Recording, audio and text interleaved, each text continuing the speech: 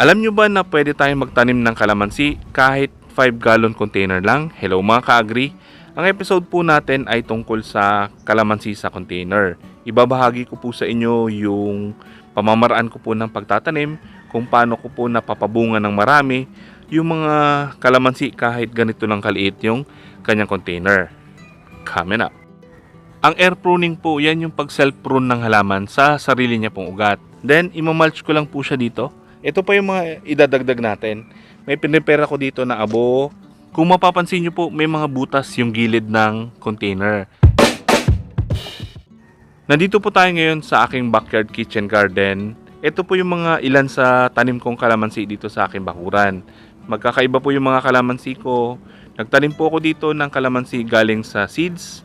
Yang isa na yan na nakatanim po sa balde. Pagka nagtanim po tayo ng kalamansi galing sa buto, medyo matagal po siya bago magbunga. Madalas inaabot po siya ng 3 hanggang 5 taon bago tayo makapagpabunga ng kalamansi.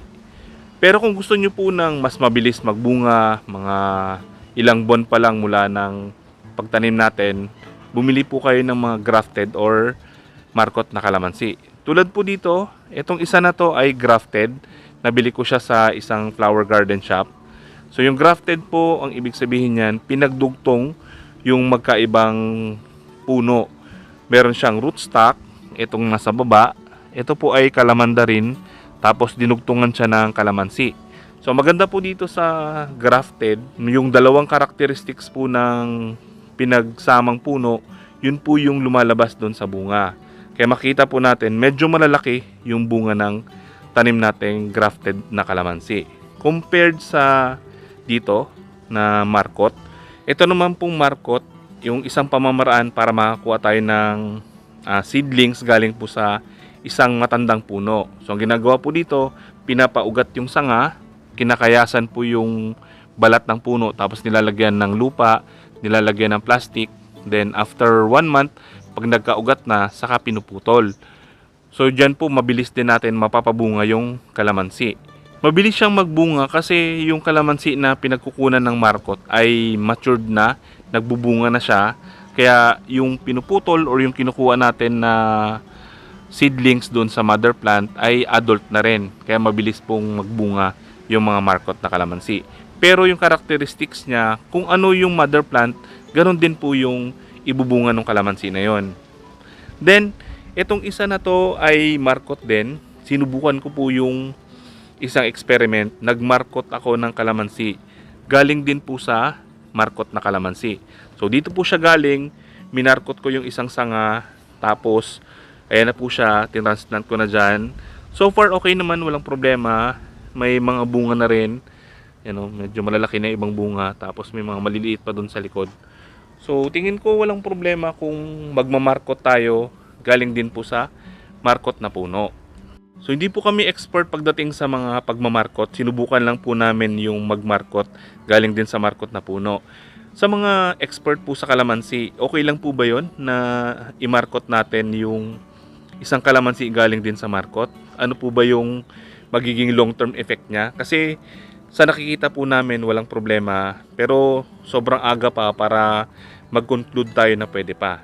So baka meron po kayo ma-share, pa-share naman po sa comment section para maliwanagan po yung karamihan. So tandaan po natin, itong kalamansi ay puno. So kailangan yung container po na gagamitin natin ay malaki para lumaki din po ng maganda yung tanim natin kalamansi. Kasi kung itatanim natin siya sa maliliit na container, hindi po makapagpalago yung kanyang mga ugat.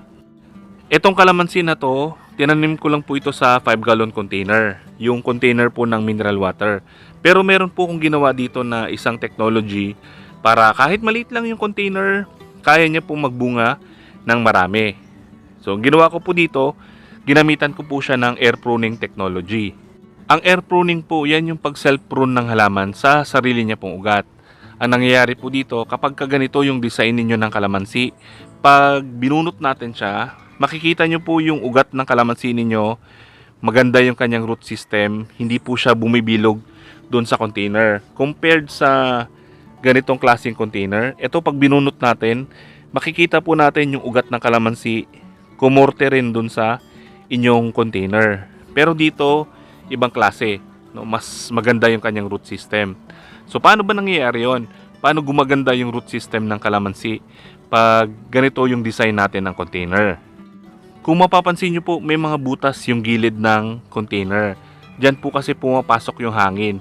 So pag pinasok siya ng hangin, ang tendency niyan matutuyo, tapos mamamatay yung ugat na mahahanginan. Then magki-create siya ng mas maraming ugat na maliliit doon po sa gitna ng container. Kaya maganda yung kanyang root system. Mas maliit yung ugat, mas effective sa halaman sumipsip ng nutrients at tubig. Sa paggawa po nito, napakadali lang. Magpainit po kayo ng bakal, mga 2 inches. Pag mainit na, tutunawin nyo po yung gilid para magkaroon siya ng mga butas paikot ng inyong container. Then sa ilalim naman, kahit maliliit lang, kahit sinlaki lang po ng pako, magpainit kayo ng pako tapos butasin nyo yung ilalim para lang po hindi maipon yung tubig dun sa inyong container. So after natin mabutas, maglalagay tayo ng tela. Yung tela po na ginamit ko dito, medyo matibay. So ito po more than 3 years na. Ito more than 4 years. Hindi pa rin po nabubulok. Pili lang po kayo ng tela na matibay. Yan po yung gagamitin natin. So ipapasok nyo siya doon sa loob ng container. Then lalagyan nyo po siya ng lupa. Tapos saka nyo itatanim yung inyong kalamansi. Hindi ko po pinupuno ng lupa itong container kasi from time to time, nagdadagdag po ko ng mga organic materials. Then kung mapapansin nyo po, gumagamit ako ng uling. So ito pong uling, yan yung ginagamit ko para hindi ma-wash out yung mga nutrients na binibigay ko dito sa mga tanim kong kalamansi. Nakakatulong din po itong uling para mag-hold ng moisture tsaka maging tirahan na rin ng mga microorganisms. Ngayon ipapakita ko po sa inyo kung paano ako nagdadagdag ng mga organic materials dito sa mga kalamansi na nakatanim na sa container. Unahin po natin itong mga dahon ng malunggay. Marami po akong tanim na malunggay dito sa aking backyard garden. Meron po dito sa harap na aking garden. Meron po doon sa likod. Yan. So yan po yung ginagamit kong fertilizer para sa mga tanim ko dito sa bakuran. Then imamulch ko lang po siya dito sa container. Ito pong malunggay ay mayaman sa nitrogen. Yung nitrogen, yan po yung tumutulong para gumanda yung mga dahon, maging berde. Ito pa yung mga idadagdag natin. May pinrepare ako dito na abo. So itong abo nakakatulong para pataasin yung pH level, hindi siya maging acidic. Tapos nakakatulong din po ito to provide more potassium na pampabulaklak at pampabunga. Then lalagyan din po natin siya ng Epsom salt.